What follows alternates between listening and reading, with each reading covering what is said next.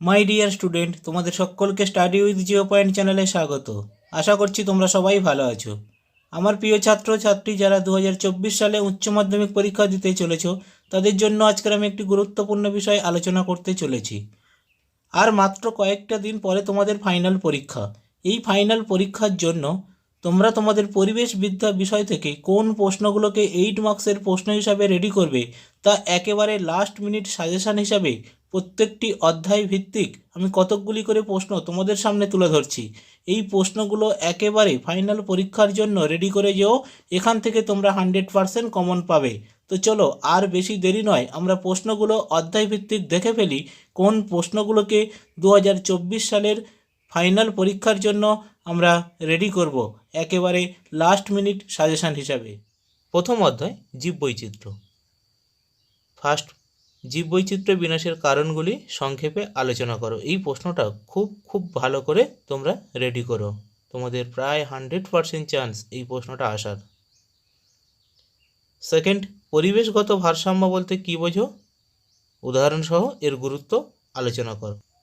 3 নম্বর প্রশ্ন, সস্থানিক অর্থাৎ in situ এবং অস্থানিক অর্থাৎ এক্স সিটু সংরক্ষণের মধ্যে পার্থক্য লেখো। 4 নম্বর কোশ্চেন, বীজ ভাণ্ডার অর্থাৎ জিন ব্যাংক কাকে বলে, বসুন্ধরা সম্মেলনে গৃহীত পদক্ষেপ বা নীতিগুলি উল্লেখ করো। 5 নম্বর প্রশ্ন, জেনেটিক ইঞ্জিনিয়ারিং বলতে কী বোঝো, পরিবেশ দূষণের সঙ্গে জীববৈচিত্র্যের সম্পর্ক ব্যাখ্যা করো। 6 নম্বর প্রশ্ন, বন্যজীবের ব্যবসার উপর একটি সংক্ষিপ্ত টিকা লেখো, জিন সম্পদ ভাণ্ডার কাকে বলে। 7 নম্বর প্রশ্ন, ভারতবর্ষের জৈবমণ্ডল সংরক্ষিত এলাকার উপর একটি সংক্ষিপ্ত টিকা লেখো, টিস্যু ভাণ্ডার কাকে বলে। 8 নম্বর প্রশ্ন, গার্হস্থ্য জীববৈচিত্র্য বলতে কী বোঝো, ভারতবর্ষের বিপন্ন প্রজাতির উপর একটি দ্বিতীয় অধ্যায় পরিবেশ ব্যবস্থাপনা। প্রথম প্রশ্ন, পরিবেশ ব্যবস্থাপনা বলতে কী বোঝো, পরিবেশ ব্যবস্থাপনার উদ্দেশ্যগুলি লেখো। দ্বিতীয় প্রশ্ন, ভারতবর্ষে পরিবেশ সুরক্ষার প্রয়োজনীয় প্রধান পদক্ষেপগুলি আলোচনা করো। তৃতীয় প্রশ্ন, পরিবেশ সুরক্ষায় পরিবেশ আইনের প্রয়োজনীয়তা উদাহরণসহ আলোচনা করো। চতুর্থ প্রশ্ন, পরিবেশ ব্যবস্থাপনার বিভিন্ন দিক অথবা উপাদানগুলি আলোচনা করো।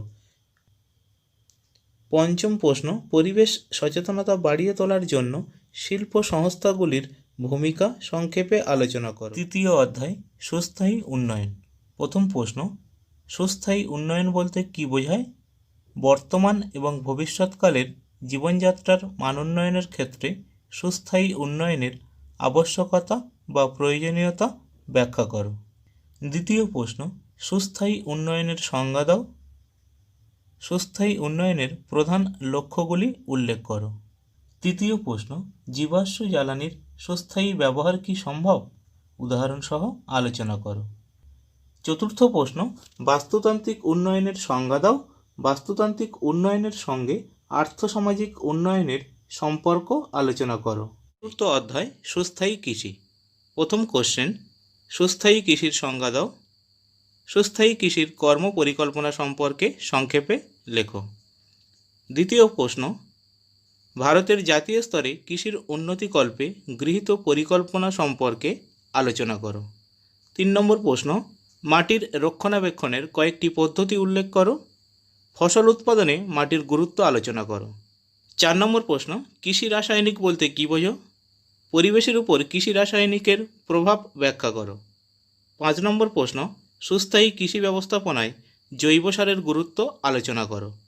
মিশ্র চাষ কাকে বলে। মাই ডিয়ার স্টুডেন্ট, তোমাদের কাছে আমার একটি ছোট্ট রিকোয়েস্ট, তোমরা যদি আমার চ্যানেলে নতুন হয়ে থাকো তাহলে চ্যানেলটিকে অবশ্যই সাবস্ক্রাইব করে রেখো এবং নোটিফিকেশানের অল বাটনটি ক্লিক করে রেখো, তাহলে এই রকম গুরুত্বপূর্ণ ভিডিওর আপডেটগুলো সবার আগে তোমার কাছে পৌঁছে যাবে। এবং ভিডিওটি যদি দেখে উপকৃত হও তাহলে ভিডিওটি বন্ধুদের মধ্যে অবশ্যই শেয়ার করো। থ্যাংক ইউ, সবাই ভালো থেকো।